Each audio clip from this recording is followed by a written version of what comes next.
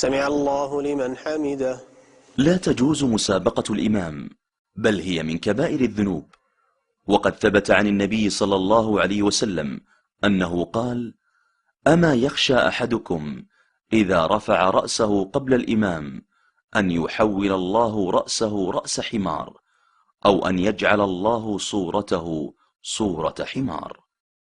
رواه البخاري ومسلم. ومن تعمد مسابقة الإمام بطلت صلاته. سمع الله لمن حمده. أيضا موافقة الإمام لا تجوز. سمع الله لمن حمده. وكذلك التأخير الكثير عن الإمام لا يجوز، والواجب أن يرفع المأموم بعد الإمام مباشرة. سمع الله لمن حمده. هذا هو الموضع الثالث الذي ترفع فيه اليدان. تنبيه: من الأخطاء الشائعة أن بعض المصلين إذا كان إماما أو منفردا يقتصر على قوله سمع الله لمن حمده، ولا يقول ربنا ولك الحمد، مع أن التحميد من واجبات الصلاة. سمع الله لمن حمده. ربنا لك الحمد ولك الشكر.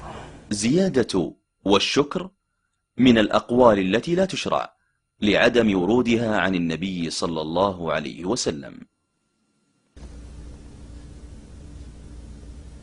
سمع الله لمن حمده. هذا المصلي ارتكب خطأين: الأول مخالفته للسنة في رفع اليدين، وقد تقدمت الصفة الصحيحة في رفع اليدين. والخطأ الثاني في رفع بصره إلى السماء، وقد زجر النبي صلى الله عليه وسلم عن ذلك وقال: لينتهن عن ذلك أو لتخطفن أبصارهم. رواه مسلم. الله أكبر. هذا الركوع مخالف لما ورد عن النبي صلى الله عليه وسلم، ولا يعد الركوع صحيحا ما لم تصل يداه إلى ركبتيه. وهذه الصورة أيضا مخالفة لما ورد في السنة المطهرة. والصحيح هو ما تشاهدونه من استواء ظهر المصلي في الركوع. قال النبي صلى الله عليه وسلم: التثاؤب من الشيطان، فإذا تثاءب أحدكم فليكظم ما استطاع. رواه البخاري ومسلم.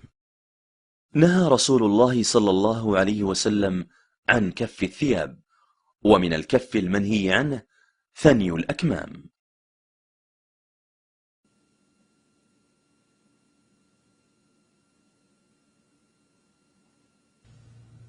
هذا الرجل أخل بركن من أركان الصلاة، وهو الطمأنينة، ومن المعلوم أن الركن تبطل الصلاة بتركه. وقد قال النبي صلى الله عليه وسلم للرجل المسيء في صلاته كالذي ترونه الآن: ارجع فصلي فإنك لم تصل. وعندما أراد تعليمه الصلاة الصحيحة قال: إذا قمت إلى الصلاة فكبر الله أكبر، ثم اقرأ ما تيسر معك من القرآن.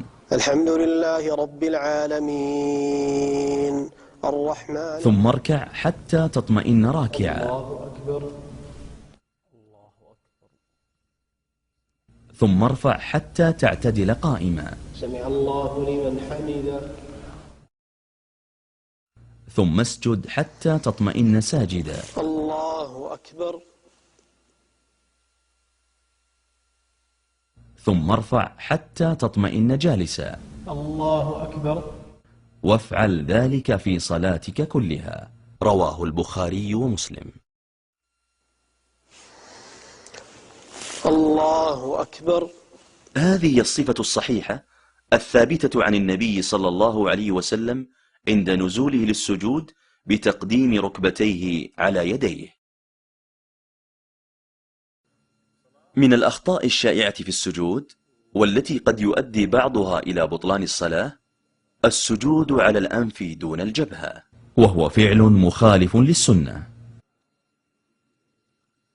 السجود على الجبهة دون الأنف.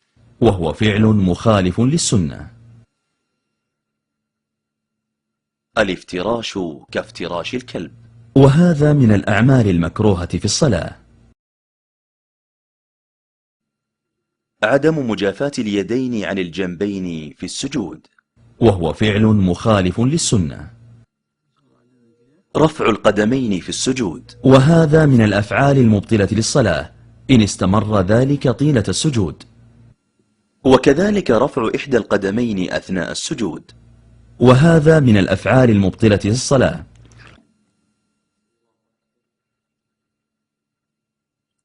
السجود على أطراف أصابع اليدين.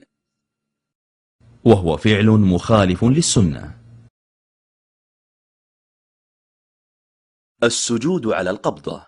وهو فعل مخالف للسنة. والذي ينبغي للمصلي أن يسجد على الأعضاء السبعة، وهي الجبهة مع الأنف، واليدان، والركبتان، وبطون أصابع القدمين، وأن يجافي عضديه عن جنبيه، وبطنه عن فخذيه، وفخذيه عن ساقيه، ويرفع ذراعيه عن الأرض. هكذا ورد عن النبي صلى الله عليه وسلم قبض الأصابع والإشارة بالسبابة. وهذه الصفة الثانية بتحليق الإبهام والوسطى والإشارة بالسبابة. وهاتان الصفتان صحيحتان، ويكون ذلك من أول التشهد إلى آخره. الله أكبر.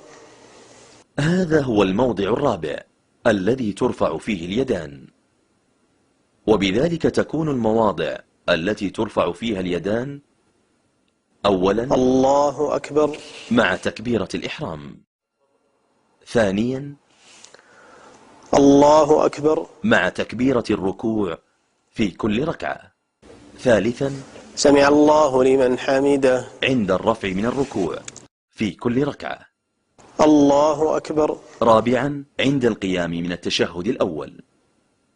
هذه الصفة الصحيحة في الجلوس للتشهد الأول بافتراش القدم اليسرى ونصب اليمنى. أما في التشهد الأخير في الصلاة الرباعية والثلاثية فالسنة نصب القدم اليمنى وتقديم اليسرى وإدخالها تحت اليمنى والجلوس على المقعدة، وهذا هو التورك. السلام عليكم ورحمة الله. السلام عليكم ورحمة الله. هذا من الأخطاء الشائعة لأنه لم يتابع الإمام، والواجب أن ينتظر حتى يفرغ الإمام من التسليمة الثانية. السلام عليكم ورحمة الله. السلام عليكم ورحمة الله. كان رسول الله صلى الله عليه وسلم إذا سلم التفت يمينا وشمالا. أما تحريك الرأس بهذه الطريقة وتحريك اليدين فلم يرد عنه صلى الله عليه وسلم، فلا يشرع فعله.